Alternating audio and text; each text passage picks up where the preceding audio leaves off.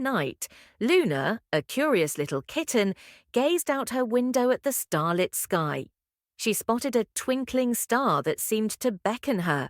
With a leap of faith, Luna found herself floating among the stars, gliding through fluffy clouds and twinkling constellations. A friendly moonbeam appeared and introduced itself. It offered to guide Luna to the star garden, a hidden place where flowers glowed with the colors of the rainbow. Luna followed the moonbeam, her heart filled with excitement and wonder.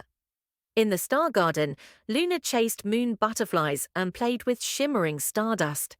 The flowers glowed in every color imaginable, and Luna felt as light as air. She laughed and danced, her tiny paws leaving trails of stardust behind. As the night deepened, the stars began to sing a gentle lullaby. The moonbeam guided Luna back through the twinkling constellations and fluffy clouds, leading her safely back to her cozy bed. Luna curled up, her heart full of joy.